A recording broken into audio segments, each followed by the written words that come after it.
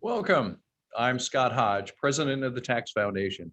Thank you for tuning in to another of our Talking Tax Reform events, where we bring together experts to discuss the most topical and interesting tax issues of the day. We have a great topic today and a great panel, and we want your input. So if you have questions, please type them in the comment box at the bottom of your screen, and we'll get to those during the Q&A section following our presentations. The past two Talking Tax Reform events have covered lessons from the CARES Act and the future of international tax rules.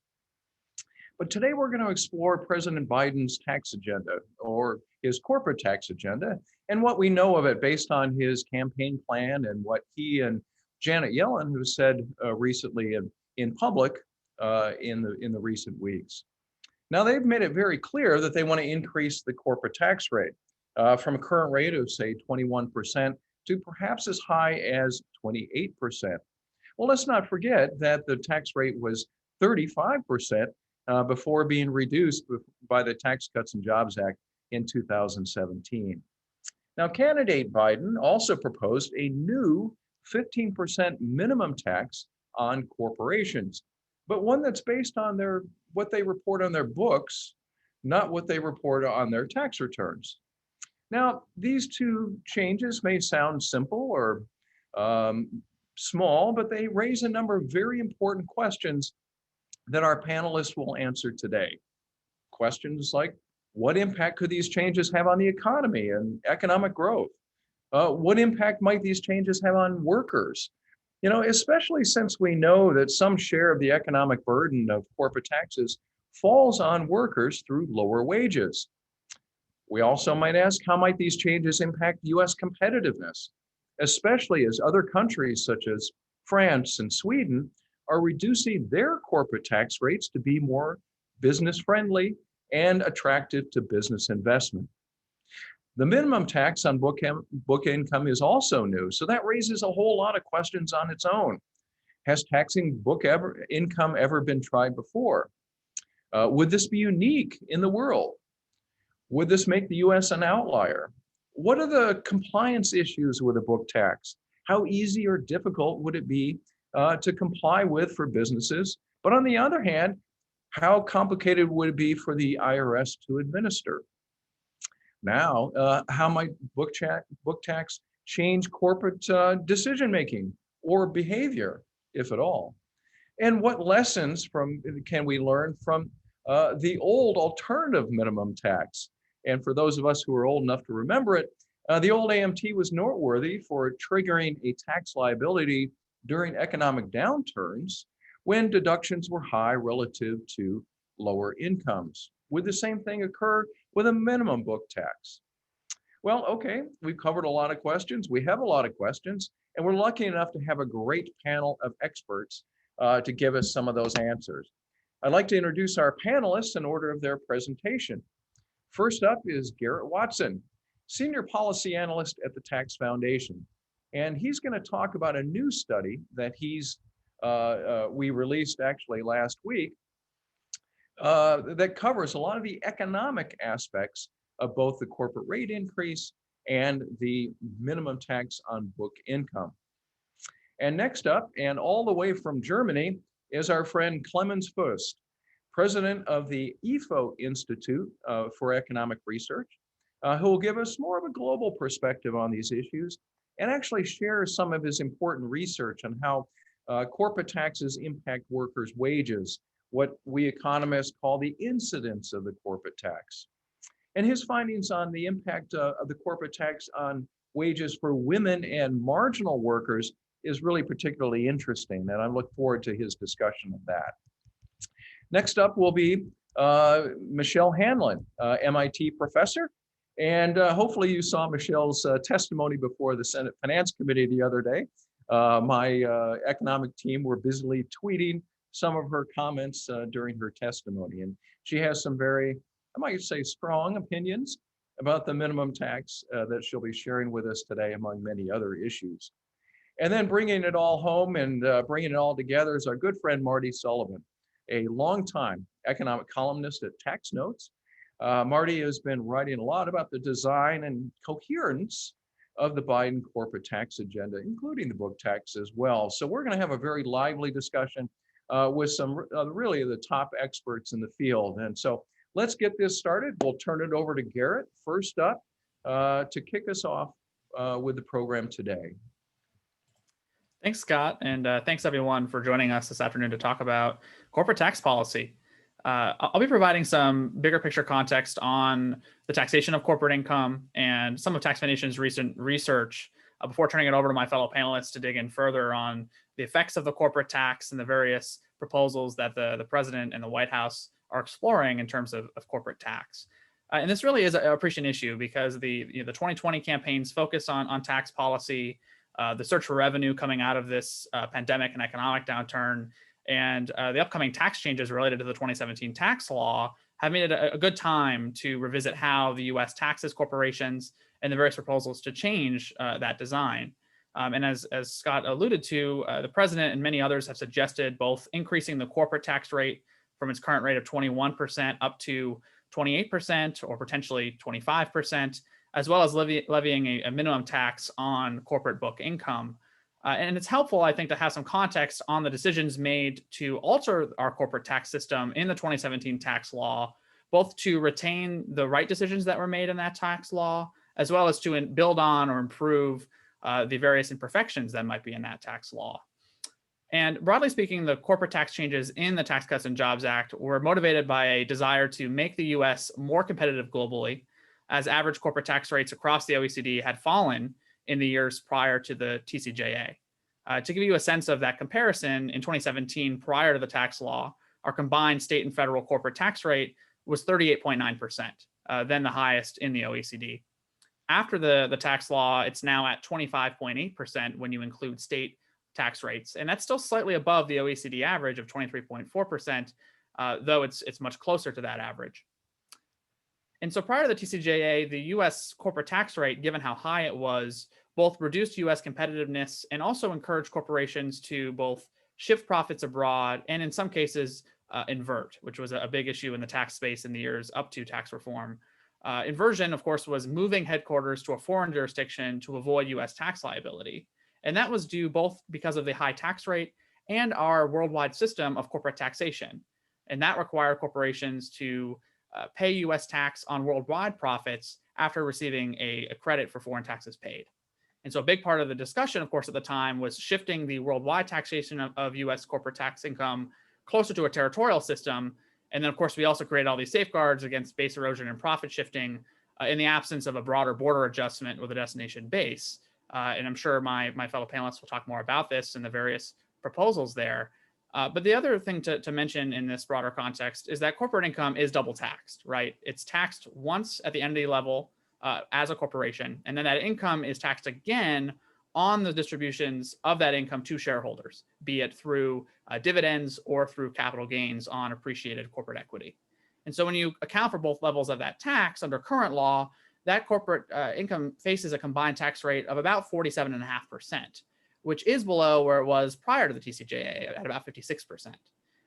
Though it's important to point out that we still remain slightly above average in the OECD on this integrated tax rate. So whenever we talk about the change in taxation of corporate income, we should keep these integrated rates in mind. In addition to competitiveness, of course, growth was a key goal of reducing the corporate rate. The key economic theory here, of course, is that a lower corporate rate and a lower marginal tax rate on corporate investment, more specifically, would lead to that additional investment that was previously not viable. And that additional investment would increase worker productivity and worker incomes. And of course, this has been a big part of the debate and discussion about the effects of the corporate tax changes in the Tax Cuts and Jobs Act. And while the jury is really out in terms of the concrete data because of all of the various changes that have happened since the tax law, there is some interesting and tentative evidence that investment did increase, particularly in 2018, when you look at data from the Congressional Budget Office and elsewhere prior to the intensification of the tariff dispute with China. And of course, both the trade war and the coronavirus pandemic have made it more difficult to suss out the exact effects of these corporate tax changes on investment and worker wages, but we remain optimistic that maybe we can suss out more on this trend as time goes on. Also, from a big picture perspective, more empirically or theoretically, there are a variety of studies examining the impact of corporate income taxes, both across countries, looking at corporate taxation within countries, as well as various models of how workers react and respond to corporate tax changes. And they all generally agree that some portion of the corporate tax is borne by workers. And so those who are working for corporations may bear part of that tax. And therefore, when the tax is changed, they are going to, their incomes are going to change in kind. And then the other effect that it has is, of course, on those who own corporate equity. So even if you assume that workers bear little or no portion of the corporate income tax, a good portion of the American public owns corporate equities. And so when the tax changes or goes up, for example, the value of those equities is going to be reduced, and that is going to impact American incomes. And this is something that we have found in our modeling of corporate tax changes, that the US economy would shrink by, for example, about 0.8% if the corporate tax goes up to 28%. And it also reduces after-tax incomes for Americans across the income spectrum, including by about 1.5% for the bottom 20% of Americans, because a portion of that tax is borne by workers and the tax is borne by those who own corporate equities. In addition to the corporate rate side of things, there's also, of course, been this proposal to tax financial book income of corporations that Scott mentioned. The president has proposed a minimum tax of 15% on the financial income of corporations. This was talked about a lot in the primaries. Senator Warren has a similar proposal to tax the real corporate profits of corporations, which would be in addition to the regular corporate tax. And the big picture question here, of course, is there are a lot of questions to be resolved on both the implementation of this tax and the various impacts that a minimum tax on book income would have on the economy and on the tax code. Even some basic structural questions about how such a tax may be administered have yet to be clearly resolved by the administration, and I'm hopeful if this does move forward that we'll get more details here. But one quick example is a pretty clear driver of the gap between financial income and taxable income is the tax treatment of depreciation, right? A pretty classic example where under GAAP and accounting standards, you may have to allocate depreciation over the useful life of an asset, while under current law, for many short-lived assets, you can fully deduct the cost of that investment when it's made. And so that is mostly a timing difference in the tax code. And the question is, how will that actually be treated under this minimum tax? Historically, the corporate AMT, before it was repealed under the 2017 tax law, provided a credit for that timing difference. If that credit wasn't provided under this system, the tax burden on investment would actually rise because you're effectively disallowing that cost recovery. And while a lot of folks sort of presume that this would be included in the tax's design, that's something that really does need to be clarified and provided. And those are the kinds of details we're going to need on the design of the tax if it moves forward. Another key question is on the economic impact of the minimum tax. It seems pretty clear that there will be differences in investment incentives if this minimum tax was enacted. It would likely distort investment decisions depending on when and how firms fell into this tax. Alternative minimum taxes, both for individuals and firms, are often happen in spells, meaning that you may end up falling into this alternative tax for a duration of a few years because you have a much larger book income than taxable income, and then you end up coming out of it and paying under the normal tax regime. And so, under the context of a minimum tax, that pattern of going in and out of that tax may distort your decisions on the timing of investment and the amount of investment when you think about the tax burden on that investment under both regimes. So there's definitely going to be some distortion there that should be parsed out specifically by industry, especially if there are differences in the amount of investment and type of investment that may change taxable income for those firms. The other big question that I'm sure Marty and others will talk about is how the minimum tax is going to interact with or accommodate tax credits that are already provided in our tax code to incentivize preferred behavior. The R&D tax credit, I think, is a classic one. Another example is the president's proposed Made in America tax credit for onshoring manufacturing. This minimum tax may actually end up clawing back a lot of the tax credits that are created to incentivize domestic investment or to encourage particular behavior by corporations, effectively counteracting other parts of policy in our tax code. And so how that's going to interact and whether or not that can be adjusted for is going to be a key question. And the last thing I would mention is how will the minimum tax be implemented while preserving the informational value of financial income? Financial income is governed, of course, by pretty clear accounting rules, though there often is some ambiguity in many aspects of financial accounting. And there is some evidence in the literature that firms may report financial income differently in the presence of a minimum tax, which may alter or reduce the informational value of financial reporting. And so to the extent that financial reporting is very important for stakeholders in corporate landscape, including investors, of course, that's going to be a major concern. Also of concern that's been raised is the fact that a minimum tax would have part of that base, the financial book income, be determined by the accounting profession. And that is potentially something that they may not be super excited about, and something that the policymakers will have to think about when they're trying to determine what the tax base is in the context of this minimum tax. And so before passing it off, just big picture, as we sort of bounce back from these intertwined public health and economic crises of the past year, we do want to avoid these harmful tax changes, potentially, avoiding these unintended consequences. The details matter, of course, here. And there are plenty of opportunities to reform the corporate tax. And that really should be our area of focus moving forward. And excited to hear what we hear from our other panelists. Thank you very much, Garrett. And we're still waiting for Clemens to join us from Germany. And of course, he's 6 hours ahead. And was actually getting off of another panel. So hopefully he'll join us soon. And so we'll skip over to Michelle. And Michelle, you're an accountant. Are you a member of FASB? Are you ready to take over the federal tax code as a member of the Federal Accounting Standards Board? Yeah, hi, thanks for inviting me to be here today. And no, I'm not a member of FASB, but I'll get to my comments on that. I think it would actually work the other way, which is quite frankly more concerning to me. So I'll get to that in a few minutes. But I just want to say I agree. I just have a few comments. I agree with everything Garrett just said about the minimum tax. And, I think it's important first to remember that financial accounting is computed and intended for a completely different purpose than taxable income. So financial accounting is meant to inform outside stakeholders like creditors, investors about the economic performance of the firm. So it's meant to give the private information from the managers to outside stakeholders. Whereas taxable income, of course, is meant for something different. It's meant to compute taxable income to raise revenue for public finance and also to incentivize certain types of behavior or disincentivize certain types of behavior. And so they're intended for different purposes. So it's not surprising that we come up with different numbers sometimes. So in terms of then using financial accounting as the base for the AMT, essentially I have many concerns, but three main concerns.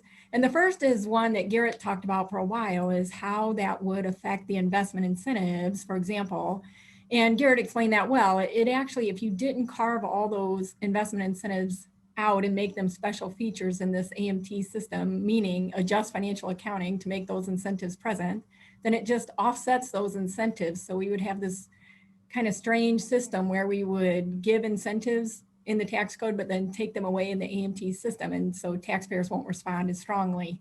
So that's my first concern. The second concern is the effect on how companies report their financial accounting earnings. And the evidence from the 1986 Act, when we had the book income adjustment that was present in the AMT system for 1987, 1988, 1989, was basically that companies reduced their reported financial accounting earnings. And that's not a good outcome in the sense that, again, we want managers to give us their private information about the performance of the company. So if they're not telling us the truth, then we're basing our contracts, our compensation contracts, our debt contracts. People are making investment decisions on a number that is not really reflecting the economic performance of the company. And so, that's not a good outcome when we see companies not reporting what they really should report under the financial accounting standards. That would be a negative outcome, and we have evidence from 1986 that happened. My final concern is actually kind of related to how this started with Scott, is that I don't think financial accountants would be making the rules for the tax code. I actually think it would end up to be the case that the government would be affecting financial accounting standards, and that's not how it's supposed to work. The Financial Accounting Standards Board is a separate entity, and it's meant to be independent so that it actually is not lobbied by constituents, and it is meant to reflect this economic performance. But if you have a case where the government is interfering with that for, whatever reason to try to affect behavior or provide incentives, then we might not get the right economic performance. And we have evidence of this happening just recently in the CARES Act. The government actually made rules that suspended part of FASB with the CECL rules and another set of rules. They suspended GAAP essentially for firms in terms of their financial accounting. So I don't think financial accountants would be making the tax rules. I think actually the government would be stepping in and interfering with FASB, which is again more concerning to me. So those are my main three concerns with the alternative minimum tax being computed on financial accounting earnings. Thank you. Well, thank you. I'm looking forward to coming back to some of those points. That's really, I had forgotten of course, I didn't come to Washington until '88, so I missed the '87 effects, and I want to come back to that. That's really a fascinating outcome, and especially to have a real life outcome like that, you can look back on. Should all give us some fair warning about the implications of this. I also want to, and we'll get back to this in questioning. I want to maybe dive into how these policies might affect companies of different sizes. We always think of these in terms of multinationals, but would smaller firms be impacted? And might it actually force a greater trend toward LLCs and S corps if small companies are going to find it difficult to comply with? But anyway, I got all those questions, but we'll come back to those because I want to get to Marty and get a sense of what your thoughts are, Marty.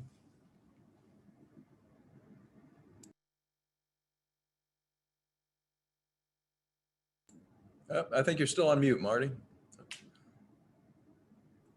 Okay. There we go. First of all, thank you for letting me be part of this excellent panel. I just want to begin with a few guiding principles that I think are implicit in what Garrett and Michelle were saying. So 3 principles. Principle number 1, we should just avoid minimum taxes if we possibly can. They're complex. They work at cross purposes with the rest of the code. It's better to fix your problems directly. So if we think there's a leak in the system, we should plug it. We shouldn't be, as Michelle said, providing incentives, then taking them away. The way I like to think about it is if your roof has a leak, fix the roof. Don't put a circus tent over your house. It's going to be a little awkward and clumsy and aesthetically unappealing. So we just don't need minimum taxes. We should just avoid them, whether it's a book minimum tax or an alternative. Second principle, keep corporate tax rates low. Now, I'll tell you frankly, I'm not a fan of the TCJA business provisions. The complexity and the arbitrariness of the GILTI, the BEAT, the FDII, the deduction for the pass-through 199A, technically they're a nightmare. And I really think for a bill that was supposed to be reformed, we could have done a bit better. But I will say the bold reduction in the rate from 35 to 21% deserves a tremendous amount of praise. I always say cutting the corporate rate is like chicken. It's like the chicken soup of tax reform. It makes everything better. You have less profit shifting. You have less incentive for debt. You have less incentive for avoidance or even evasion. So we want to keep that rate low. That's got to be an important guiding principle. And thirdly, can we keep this tax system a little simpler? It just seems like every day we're adding on more stuff instead of taking stuff away. Now, I'm not just talking about lowering compliance costs, which of course is a huge issue, but all these bells and whistles that these policy folks in DC like to add on, whether it's in 199A or the BEAT, it just makes the system very arbitrary and capricious and creates traps for the unwary. And we just don't need this, but we can do a lot better with a simpler system and achieve the same goals. I'm not objecting to the goals. I'm objecting to the methods which we use to achieve them. Now, let me just dive into the Biden program as we know it, and it may change tomorrow, but this is what we have. During the campaign, President Biden had 5 major corporate tax changes. As Garrett, we have this Made in America tax credit, which is a tax credit of 10% for the following items. Revitalizing closed plants, retooling existing plants, bringing production back to the United States, increasing wages, and increasing investment. Now, if that sounds vague, it is, and I can interpret it 1,000 different ways. I imagine it is a nightmare of compliance and administration. And, but it is basically, as Garrett said, sort of a domestic manufacturing incentive. So we can just think about it that way. The second thing he proposed was a surcharge, a 10% surcharge in import income. Okay, now this is, you're trying to discourage multinationals from making stuff abroad and bringing it back to the US. Hopefully they would move their production back to the US. Well, this is basically a tariff, but it's a tariff that only applies to US companies. So I don't like tariffs, but it's even worse when you only apply it to US companies. So I don't think that's a very good idea. The third major provision that President Biden had was to tighten the GILTI rules. Now, GILTI is a minimum tax on foreign source income. And right now it's 10.5% of your foreign profits minus a percentage of your tangible property, what we call a QBI. But, and so what President Biden proposes is 3 changes to those rules. 1, increase that 10.5% rate to 21%. Get rid of that subtraction of the QBI. And 3, move to a per country. What that means is if you will no longer be able to have low taxed income by averaging it with high taxed income in other jurisdictions. So all 3 of these things would greatly tighten the minimum tax, basically moving us away from what the TCJA originally intended to do, which was move us to a territorial system, almost putting us back to a worldwide system. So that's another move. The fourth major change, of course, which we all know, is to raise the rate from 21 to 28%. Now, you put all 4 of these together, and I've done some calculations with the data, just ballpark numbers. But basically, if you do all of these tax increases, the minimum tax is hardly ever going to apply anyway. So in Biden world, if we had everything come out this way, there's really no room for a minimum tax because you're going to have higher corporate tax rate and you're going to have a minimum tax on foreign profits anyway. So it just redundant at this point. It will catch a few innocent bystanders, there's no doubt about that. So when you put all of these together into a system, first you have a tax cut, the Made in America tax credit. Then you have a tax increase on the import income, a tax increase on GILTI, a tax increase on the corporate rate. Well, you're increasing taxes on one side, decreasing taxes on the other side. Mostly what you're trying to do is increase taxes on foreign profits. That's the minimum, that's the GILTI. Well, if you just look at this for a second, and I won't walk you through the math, which is painful, but what you discover is the Biden can achieve his same goals, which is to raise corporate income tax revenues and to discourage foreign shifting of profits to foreign jurisdictions and foreign production by doing the following very simple plan. Keep the corporate rate at 21% or something close to it for revenue, and then just move to a worldwide system. Okay? By combining, just by doing that, get rid of all that other stuff. You don't need a Made in America tax credit. You can get rid of FDII. You don't have to have this import surcharge. And it would raise about the same amount of revenue and result in the same amount of, achieve the same economic policy goals that he wants to achieve. Now, so whether or not you're in favor of the Biden plan, I understand it's not very well received by many people. But what I'm trying to say is he could achieve the same goals much more simply. And the deal would be multinationals would have to accept that they're paying higher taxes on their foreign income. He's going to do that anyway. He's practically putting on a worldwide system anyway. But in return, do not raise the corporate rate, keep it at 21%. And you'll see that the numbers work out. So I'm just in favor of this in terms of if we had to do a Biden thing, we could do it in a much more simpler manner. So 2 general principles is stay away from those minimum taxes, fix your roof, don't put a tent over your house. And second, there are always much simpler ways of doing things to achieve approximately the same goals. Thank you. Thank you, Marty. That was provocative. And by the way, let's see. Now, we just got notice. Germany does not follow daylight savings time, so we may have a little bit of a time difference effect here with Clemens, and so we'll see if we can get him on. But I want to come back. All right. Now that you've sort of started a bar fight here, let's dive into some of those issues that you raised, and some of it is just obviously, just to be provocative and so forth. But you talk about fixing the house. Well, if the house is broken enough, people move out of it, and that was a situation that we had for a long time where inversions were the big concern in the corporate world and in Washington, naturally.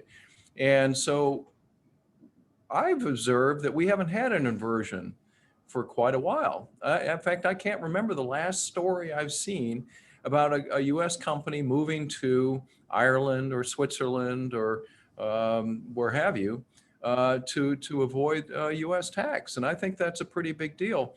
Might moving to a worldwide system or just any of these other things like doubling the GILTI tax, which is effectively moving to a worldwide system, might it spur the kinds of inversions that we thought were a thing of the past?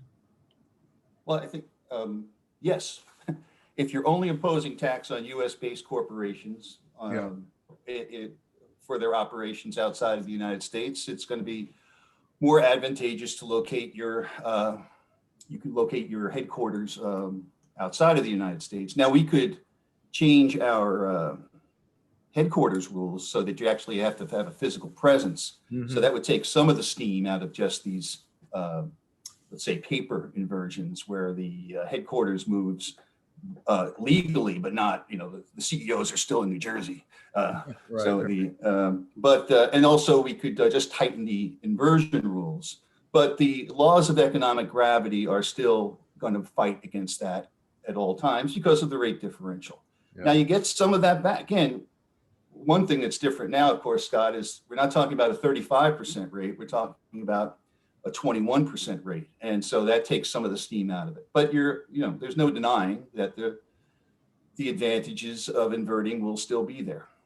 Well, I guess the opposite of inversion or the effect of an inversion would be if U.S. companies just become more subject to being purchased by foreign firms. Yep. Because of that, still the differential, and then the headquarters would indeed be in Munich or London or Singapore or what have you. Absolutely, Scott. I think too much attention's been picked. Inversions, these deals that get headlines, are sort of high visibility effects of this type of shifting. But as you point out, it can happen in much more subtle ways. Just even if there was no overt purchasing, as you mentioned, of a domestic company by a foreign company, the old Chrysler Mercedes deal is comes to mind. But the just economics, the foreign multinationals are going to grow faster than domestic multinationals. Okay, so there doesn't even have to be any deal done that the advantages to foreign multinationals will be larger than domestic multinationals. So there's a lot of also startups is another way that you can invert. If I have a great idea, I'm going to make $1 billion. Well, why should I set up in California when I can set up in Ireland? And then so you may not, and you wouldn't even notice it, or you might not notice it. So there's a lot of different pathways for capital and profits to move offshore as a result of this type of policy that makes domestic multinationals less attractive than foreign being a domestic multinational less attractive than being a foreign multinational. It's interesting. Michelle, let's go into some of the more subtle behavioral changes that you were alluding to and what we saw in '87 with the reporting of reduced earnings and so forth. Maybe we could explore that a little bit more. And I did also have a thought, over time, since actually '86, we've seen an explosion in LLCs and S Corps. And we now have the fewest numbers of C Corps that we've had in the last, 40 or 50 years, at about 1.6 million. And they really peaked in '86. So something there forced this change in the composition of business ownership and arrangements. And might some of these changes exacerbate that in a way where people just say, hell with it, I'm just going to go private and I don't have to mess with all this stuff? Yeah, I think you're right. I think if the C corporation tax system becomes too onerous, then we'll see a change in behavior, more flow through entities. And I think the market for corporate control, like you were just talking about with Marty, I think that's, we have a lot of evidence of that too. And that C corp gets the tax rate gets too high, and effectively if the AMT would get too high too. But in 1986, I mean, I think the first part of your question, when that book income adjustment was passed, there's at least 5 different papers that studied the effects on how companies reported their earnings after that. And, there's some subjectivity. The researcher has to figure out what companies were likely subject to the AMT. But across all 5 papers that use different data sets, different methods, the weight of the evidence is pretty strong that companies did reduce their financial accounting earnings. And that has 2 effects. One, it's concerning to accountants because of the effects on the capital markets and the contracts, like I mentioned. But the other one is, if you think about the estimated revenue that maybe the government might get from this alternative minimum tax, if they're not taking this behavioral response into account, they're not going to raise as much revenue as they probably expect. Yeah, now I was on the staff back in that '87 to '89 period. So we can blame you, Marty. Pardon me? We can blame you. No, I didn't do it. I was just watching. But it was horrible because, just for example, the consolidation rules are different for tax and accounting purposes. So how do you line that up? And there was just a ton of technical issues. And then there's like things in financial accounting that are very unattractive from a tax point of view. And so you'll start making exceptions. And luckily, because of the way it was legislated, it was only temporary for 3 years, and it disappeared, and nobody was going, oh God, too bad that's gone. Everybody was like, thank God we don't have to do it anymore. So I recommend going into your tax notes library archives and looking back at, Michelle's mentioned some good articles, and they're, just, you can see in real time what the problems were. The thing about the book income tax, there's so much curb appeal. You go, oh, it's just simple. You just look at what they have and you do it. And that's fair. And they have all the incentive to increase it, so they won't. But it's one of those things, yeah, it looks good first. And then the more you look at it, the worse it is.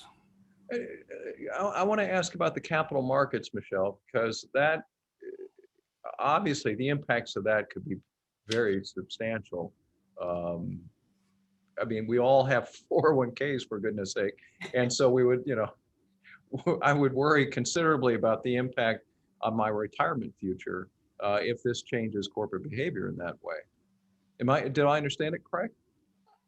A little, in a sense that I think the risk is more about the information that the market gets. And how timely they get that information. In other words, the firms will still, economically still function to maximize their profits or whatever they're trying to maximize, shareholder value or environmental concerns nowadays, whatever they're trying to do.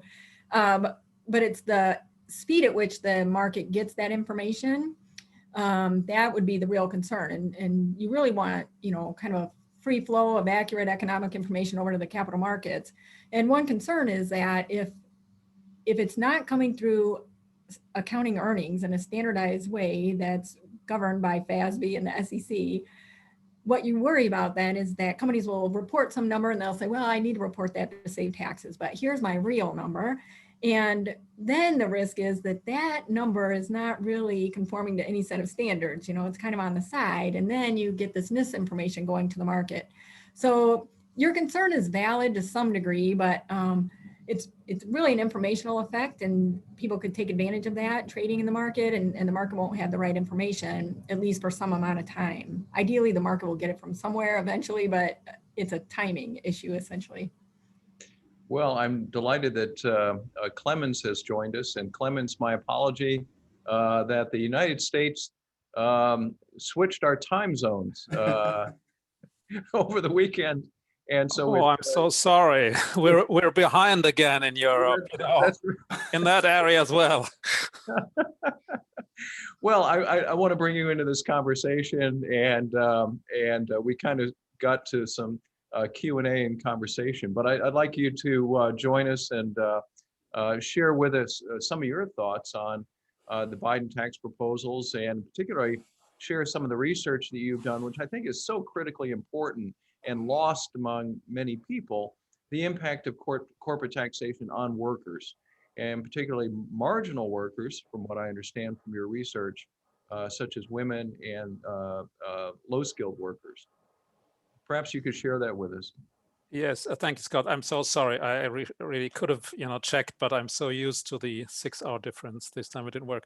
Now, let me perhaps start by saying that in a way, this, the corporate tax plan comes naturally because it's the Democrats and so on. On the other hand, it comes as a surprise because the Trump tax reduction, at least in Europe, was widely seen as something like a kind of smart and maybe also necessary move in the US towards creating a tax climate which is more favorable for investment and would boost economic activity. So reversing this now does come a little bit as a surprise. At the same time, the 2017 tax cuts in the US created a feeling of being under pressure in Europe and having to move as well, being put under pressure by tax competition. And now this is kind of going into reverse. At the same time, of course, there was a perception, I suppose, in the US as well as in Europe that the Trump tax reforms, but maybe more the income tax reform, was problematic from a distributional perspective. So reducing the progressivity of the tax system. And now in this area, obviously the corporate tax is more complicated than the income tax, because the perception is that income taxes on high incomes, most people think the burden does fall on those who have high incomes. I mean, that's something that could be discussed, but at least that's what people think. Whereas in the area of corporate taxation, it is much less clear who actually bears the burden of this tax. If the motivation of cutting corporate taxes is to increase investment and attract jobs, then it's obvious that the expectation is some of the benefit will go to workers, I suppose. And that's where this study we did, you just mentioned, comes in. So this was a study we did on the incidence of the corporate tax, an old theme in public finance research, and we focused on the incidence of corporate taxation on wages. And this is a study about corporate income taxation in Germany, but the hope is we can learn perhaps something from this for other countries as well. And Germany is a good place to study this because we have a local corporate income tax, which is quite significant. And we have 10,000 municipalities, and we were able to study something like 20,000 tax reforms to identify the impact of corporate tax changes on wages. We also benefited from the fact that we had rather detailed data. So we had matched firm worker level data, so we could observe the individual worker, their characteristics, but also characteristics of the company.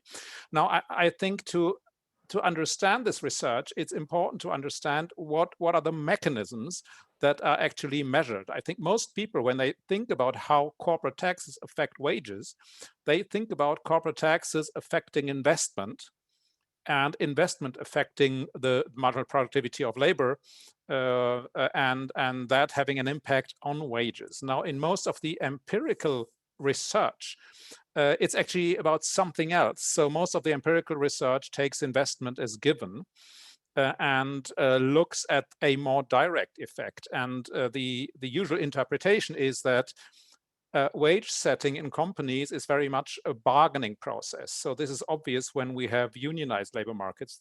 Those unions are more important in Europe than in the US, but we of course have other types of bargaining in matching markets. You know, when it takes time, when there are frictions in the labor market, it takes time to find the right person for the right job. Then something is created, the economists call matching rent, and you bargain over that rent. So somehow you divide the pie. You know, there is something, you know, productive going on between the workers and the firm, and you divide the pie. And if a corporate tax reduces that pie, the question is who loses. And what's coming out of this research is that if you collect an additional dollar in terms of corporate taxes, you create an economic burden of something like 130 because there is an excess burden, so investments get distorted and so on, and wages decline by roughly half of that. So 65 cents per dollar you collect is a reduction in wages. And if you look at which type of workers lose, what we find is that workers with lower wages lose more than workers with higher wages. And we also found that women lose more than men. You know, about that result, we couldn't really explain it. When I saw the result, I thought this is the end of the German local business tax. But you know, there are theories about that. It's a particular aspect. But what we do find is that the low-income workers are more affected. Maybe because for them unions are more important, or wage bargaining processes are more important. But I suppose the implication is clear. So this means the corporate tax is a lot less regressive than we think if we normally assume that the corporate tax is borne by firm owners. And you know, of course, this raises many questions. You know, is this applicable to other countries? This is about local taxes. So, you know, do these results hold for national corporate taxes? But I guess the point is it's very important to understand these effects on wages. What's not in these 65-cent losses is job losses that may come on top of this. So we can also show we have a different study showing that there are also job losses. They come on top of these wage losses. So that suggests it is serious. And what this does suggest is the corporate tax is probably less progressive in its effects than, for instance, the personal income tax. Thanks. Thank you, Clemens. That's absolutely fascinating. Have you seen other researchers coming to similar conclusions in other countries, or is this yet to be explored by other economists in other countries? There is actually quite some work. There's also work on the US. There is a study that uses data from various countries by Mike Devereaux and co-authors. And for instance, Mike Devereaux's results in terms of magnitude are very similar. About half of the burden is shifted to wages. There is some work in the US, and there are different results emerging from this work. But I think if there is something like a consensus estimate, I think it would be something like half of the burden is shifted to workers. There is unfortunately little work about worker heterogeneity, which is how different groups of workers are affected, because the data normally doesn't give it, and that's of course very of key importance. We would like to know whether higher corporate taxes just reduce stock options of top managers or hit the workers receiving the lower wages. So I don't know of any work along those lines, but in general, I think there is a consensus that a significant part of the burden is shifted to labor, yes. Well, and in particular, your results on the impact on lower skilled workers, the young and women, would seem to be particularly important during this time in which all economies are trying to struggle to come back after the COVID crisis. And in many countries, and particularly ours, women and low-skilled workers and younger workers have been most impacted by the shutdowns in the economy because they tend to be more service-oriented and so forth.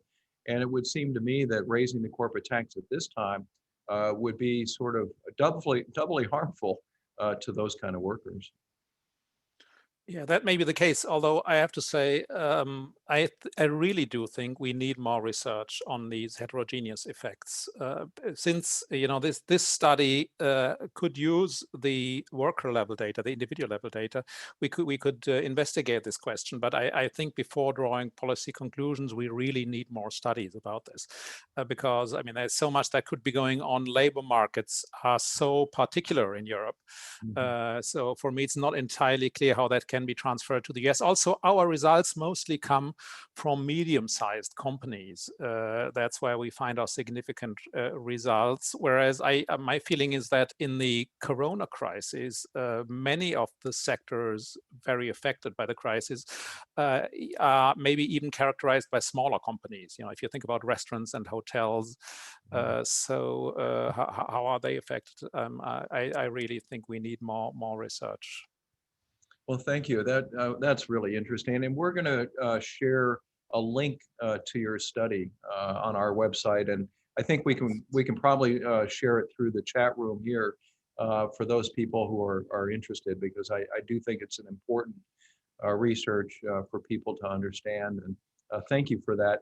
I wanted to bring Garrett in because we've used our macroeconomic or general equilibrium tax model to measure or attempt to measure the effects of raising the corporate tax rate in the US. And Garrett, you outlined that in your study. You did two simulations, I think. One is to raise the rate to 25% and then to 28%. And perhaps you could talk about what are the macro effects, what are the impacts on wages and jobs in particular, which might also kind of amplify what Clemens has talked about. That's right. In our research, we modeled both a 25% corporate rate, which may have some interest on the Hill, as well as President Biden's proposed 28% rate. And we found that overall, both of those tax increases would reduce long-run economic growth, the 25% rate by about 0.4% in the long run, and the 28% by about 0.8% in the long run. The 28% corporate rate hike would also reduce full-time equivalent jobs by about 159,000 overall. And for the 25% rate, it's at about 84,000 overall. We do find that it would raise the 28% rate about $880 billion over 10 years conventionally. The 25% rate, a little over $500 billion. CBO, a good rule of thumb, is for every 1 percentage point increase in the rate, you get about $100 billion in revenue over 10 years. And the other big thing I think that's important to stress is the distributional effect of this, which is consistent with what the research has found and what we'd expect, which is that the after-tax incomes of Americans across the income spectrum are affected. There are bigger effects for the top 1%. In the long run, a 28% rate, for example, to reduce the top 1%'s income by about 3.2%. But it still has effects across that spectrum. The bottom 20% get about a 1.5% decrease in their incomes, consistent with what we'd be expecting. The other thing that we've been engaging on a little bit in context with the modeling is this continued discussion. We heard it by Treasury Secretary Yellen about phasing in a corporate rate. That, well, we have this pandemic, we have this downturn, maybe we'll wait a year or two to phase this in. And there are very real trade-offs of doing that. One is that, of course, firms that are investing in the long run are still going to be cognizant of that rate if that's the rate they're going to be paying on the returns to that investment, that net income. And the second thing is that actually may incentivize them to delay some investments if they have tax assets or deductions that are going to be more valuable at a higher rate. And so there are trade-offs there to consider if they're thinking about the phase-in, which I'm sure will be part of that continued conversation for all the aspects of the corporate changes. Oh, that's very interesting. I want to take a minute and get some questions that have come in from our audience. And one, I think Marty gets to some of the issues you were talking about. Does the broader base offset much of the benefit of lower rates to the point that there really is no reduction of the sort of the sting of the tax change? I think you're on mute, Marty.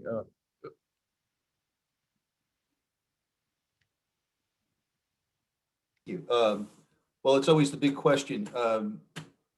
Should we lower the rate or should we have targeted incentives?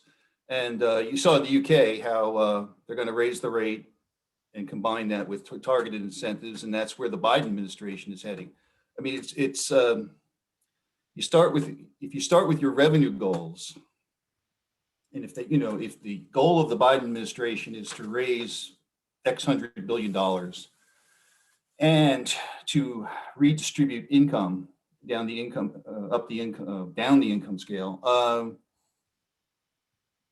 it's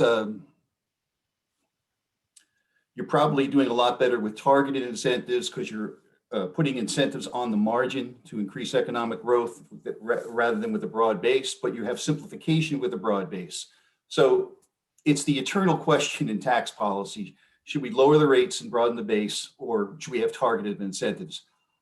In general, I think you want to lower the rates and broaden the base. As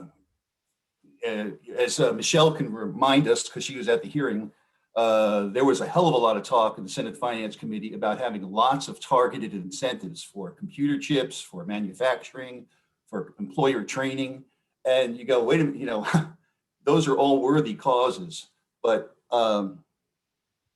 whatever happened to lowering the rate? But ultimately it comes back to I would much rather see the rate lower for everybody, keep that simplification, than have a lot of these targeted credits. But on the other hand, I don't know enough about the details about China's chip manufacturing subsidies, whether we should match those. So it's a very complicated question. Yeah, Michelle, of course, you were in that hearing, and what was your reaction to all of that? And how do you see that changing management decisions at the corporate level? Yeah, it's a great question. I think all of us, all the witnesses at the hearing, still wanted to keep the low rate.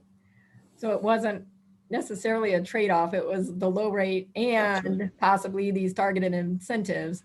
And then if we need to raise revenue, we should look to a more efficient tax rather than the corporate tax, because the corporate tax is very efficient. So I think that was kind of the feel of the witnesses and how we all were thinking. It wasn't per se a trade-off. It was keep that corporate rate low. Number one, just like Marty said, that should be the top priority. And then if we have targeted incentives we need to address, then we should do that. And then if we need more revenue, look to more efficient sources of revenue in that case. Yeah, and if I could just add, one of the goals of the Biden administration is to redistribute the tax burden. I think doing that through the corporate tax, for all the reasons that Clemens mentioned and Garrett mentioned, is not the most efficient way, because when you raise the corporate tax, a lot of that burden's going to raise the corporate tax. A lot of that goes to foreigners, and a lot of that it burdens workers. You should, if you're going to increase the progressivity of the tax system, you need to look at the individual tax. And of course, capital gains taxation would be a more efficient way to target higher incomes than through a corporate tax. Clemens, you have obviously an international perspective with the work that you do. There's been a lot of discussion in the United States that we have this race to the bottom in corporate taxation. You did mention that the lower U.S. corporate tax rate did cause some concern in Europe, and many countries, including France and Sweden, have now or in the process of reducing their corporate tax rate. Where do you see that landing? Is it a true race to the bottom, or is it more of just kind of a race to the middle? Well, it's been a race, to at least the middle for some time in terms of rates. Of course, governments have been trying to broaden bases and reduce loss offset and so on, and stabilize their revenues. What we see is that revenues as a share of GDP have been remarkably constant, but profits as a share of GDP have been increasing. So the effective tax rate on profits has been falling. And I mean, in a way, that's not surprising, because corporate activity, capital is mobile, profits are mobile. And that's what kind of basic economic theory would predict. And for some time, the US tax rate looked like kind of out of line. Because it was kind of inviting tax avoidance, not just relocation of real economic activity.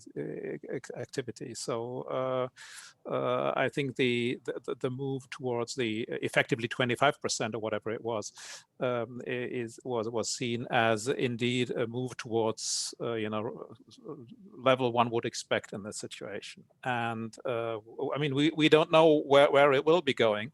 But it's difficult to see this process towards lower rates will stop because the way the economy is changing, a greater role of IP as a factor of production. So things seem to becoming more mobile still. Now, this is not a process that can be stopped by the US saying we don't engage in tax competition anymore. It's like a company saying, we don't compete anymore. That means you lose. So we have the same, I mean, even in Germany, which is a tiny country compared to the US, people say, oh, we shouldn't cut tax because this only intensifies tax competition. I always say, this is like, I don't know, BMW saying, I'm not going to compete anymore, and everybody else reducing prices. It's going to be difficult. Wonderful. Well, we're going to leave it at that. That's a great way to end our discussion today. I want to thank our panelists, Garrett and Clemens and Marty and Michelle. It's been a terrific conversation. I hope the audience enjoyed it. We've reached our 1 o'clock time stop, but I want to thank everybody for joining us for another of our webinars on talking tax reform. We look forward to seeing you down the road, and please be safe. We're out. Thank you very much. Thank you.